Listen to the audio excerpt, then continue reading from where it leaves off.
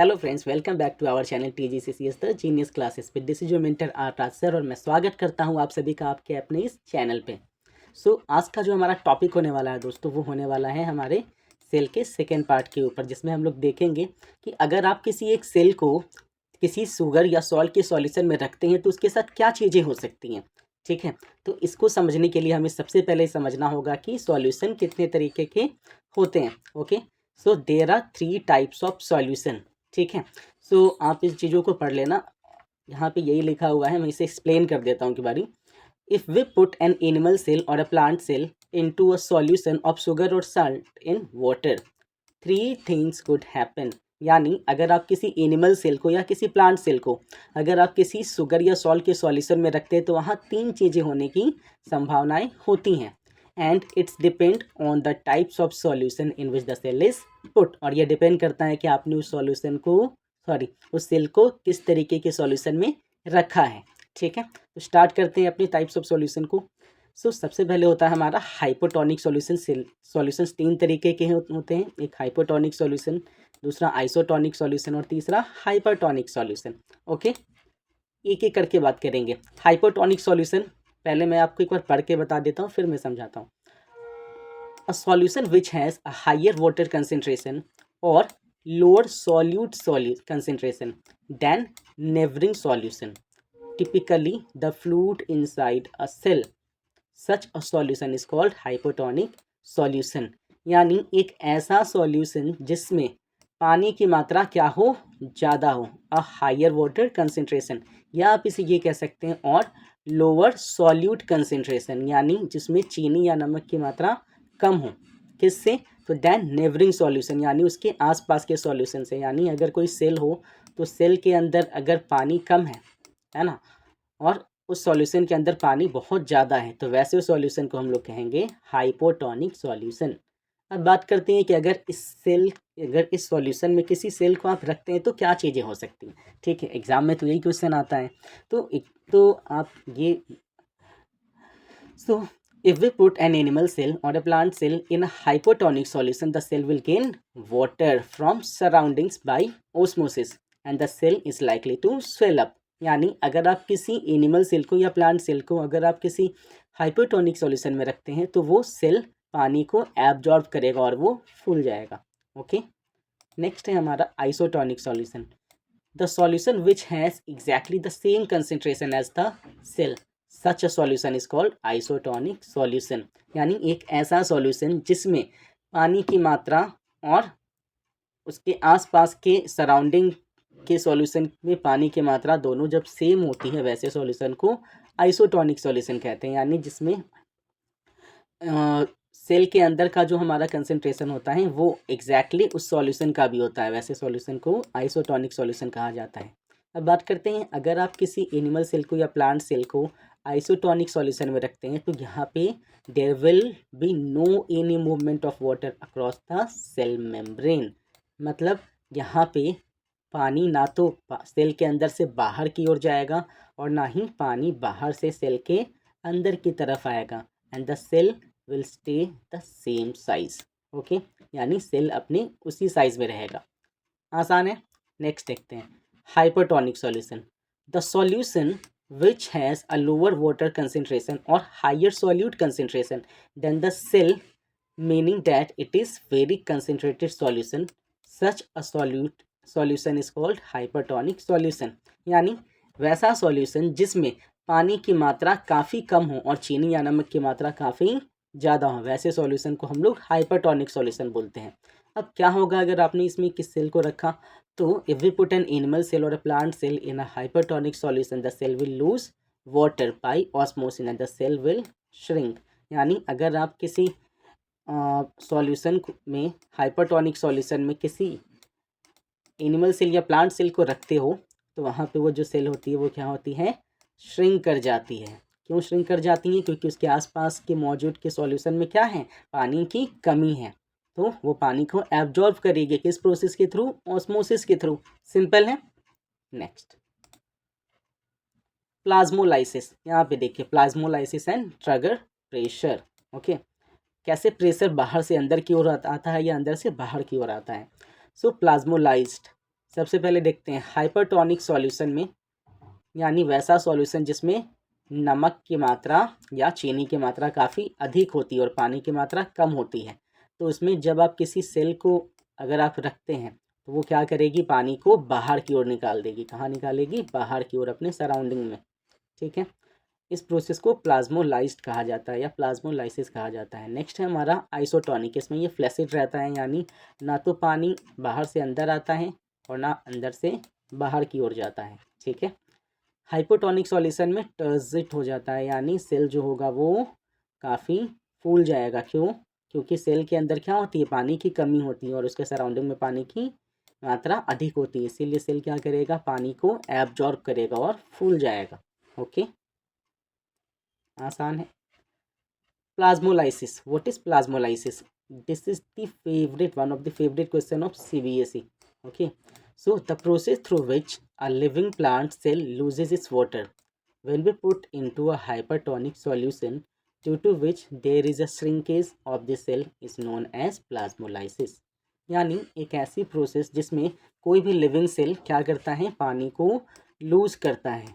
ठीक है, कब? जब हम उसे एक हाइपरटोनिक सॉल्यूशन, यानी वैसे सॉल्यूशन में जिसमें पानी की कमी होती है, जो जिस वजह से वो सेल क्या करता है, पानी को बाहर की ओर निकालता है, जिससे वो सेल श्रिंक कर जाता है, यानी सिकुड़ जाता है, और इसी प्रक्रिया को प्लाज्मोलाइसिस कहते हैं। ओके, एक यहाँ पे नोट याद रखेंगे, the plasma membrane is a flexible and is made up of organic molecule called lipids and proteins. यानी आपसे अगर ये पूछा जाए कि हमारा प्लाज्मा मेम्ब्रेन आखिर किस चीज़ से बना होता है, तो वो लिपिड्स और प्रोटीन से बना होता है। ये लिपिड्स यानी एक तरीके के फैट और प्रोटीन से मिलकर बना होता है, और ये हाईली फ्लेक्सिबल होता है। Okay,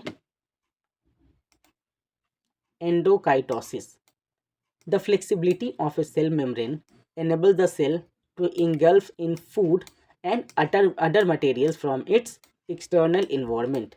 Such process is known as endocytosis.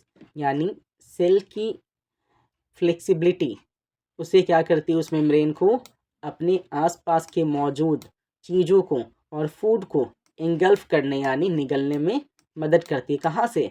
From its external environment, उसके बाहरी वातावरण से। ठीक है, ऐसे प्रोसेस को कहते हैं हम लोग एंडोकाइटोसिस। एंडो यानी बाहर से अंदर की ओर लेना। फॉर एग्जाम्पल, अमोइबा एक्वायर्स इस फूड थ्रू एंडोकाइटोसिस। अगर आपसे ये पूछा जाए कि कौन सा ऐसा ऑर्गेनिज्म है जो एंडोकाइटोसिस करता है, तो आपका आंसर होगा amoeba. Okay, the plasma membrane is flexible and is made up of organic molecule called, अच्छा ये तो मैंने बता दिया। नेक्स्ट हमारा फैगोकाइटोसिस, अ टाइप ऑफ एंडोकाइटोसिस, यानी ये भी एक तरीके का एंडोकाइटोसिस है, where the cell eats large solid particles, bacteria, dead cell etcetera. ठीक है, जैसे amoeba acquires its food through endocytosis. Next हमारा exocytosis, the process where a cell expels large molecules and waste product from its interior to extracellular environment is called endocytosis, exocytosis. यानी ये एक ऐसी प्रक्रिया, एक्सो मतलब बाहर। ओके, सो ये एक प्रोसेस है जहाँ पे कोई एक सेल क्या करता है, एक्सपेल करता है, यानी बाहर धक्का देता है किसे, लार्ज मॉलिक्यूल्स को, यानी बहुत अधिक मॉलिक्यूल्स को और वेस्ट प्रोडक्ट्स को, अपने अंदर बने वेस्ट प्रोडक्ट्स को, फ्रॉम इट्स इंटीरियर यानी अपने अंदर से, कहाँ, to the extracellular environment, अपने सेल के बाहरी वातावरण में। इस वैसे प्रोसेस को एक्सोकाइटोसिस कहते हैं। ओके, अब एक एक्टिविटी देखते हैं। If we put some dried raisins और apricot in plain water and leave them for some time. ठीक है, अगर हम क्या करते हैं कि अगर आप कुछ सूखे रेजिन्स यानी किशमिश या एप्रिकॉट लेते हैं और उसे सादे पानी में कुछ देर के लिए भिगोने के लिए छोड़ देते हैं। ठीक है, then place them into a concentrated solution of sugar और सॉल्ट। अब आपको क्या करना है, उसे एक ऐसे सॉल्यूशन में रखना है जिसमें चीनी या नमक की मात्रा क्या हो, बहुत अधिक हो। ठीक है, कंसंट्रेटेड हो।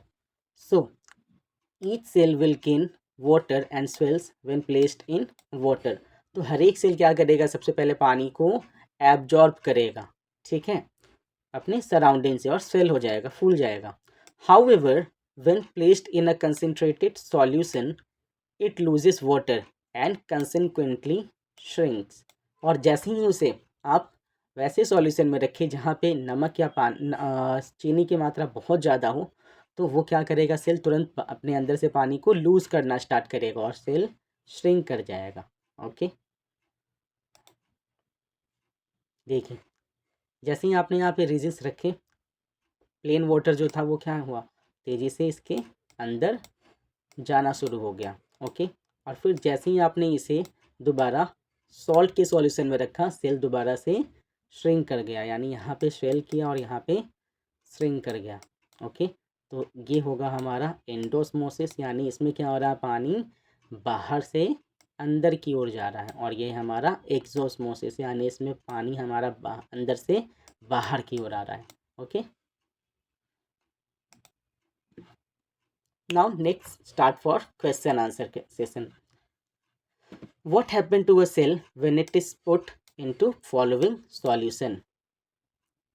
अगर आप किसी सेल को इस निम्नलिखित सॉल्यूशन में रखते हैं तो क्या होगा। अगर आप किसी सेल को हाइपोटोनिक सॉल्यूशन में रखेंगे तो क्या होगा, आइसोटोनिक में रखेंगे तो क्या होगा, हाइपरटोनिक रखेंगे तो क्या होगा।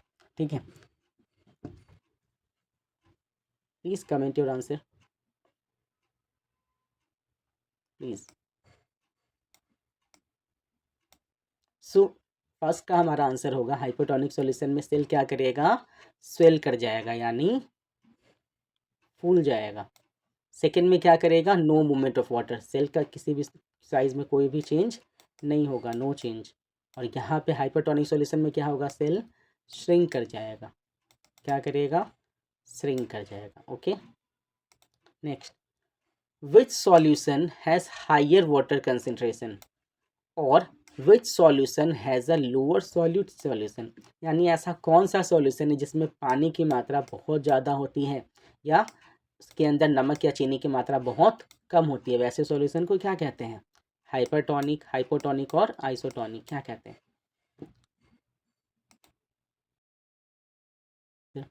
तो ऐसे सॉल्यूशन को हम कहेंगे हाइपोटोनिक सॉल्यूशन, जिसमें पानी की मात्रा काफ़ी अधिक होती है। Which solution has lower water concentrate और हायर सॉल्यूट कंसेंट्रेशन, तो इसका हमारा आंसर होगा hypertonic solution. Okay, which solution has the same water concentration और which solution has the same solute solution, तो ये हमारा होगा isotonic solution. Okay, of which substance is the plasma membrane is made up, तो plasma membrane किस चीज़ों से बना होता है दोस्तों, ये बना होता है हमारे लिपिड और फैट से मिलकर, सॉरी लिपिड और प्रोटीन से मिलकर। ओके, प्रोटीन से मिलकर।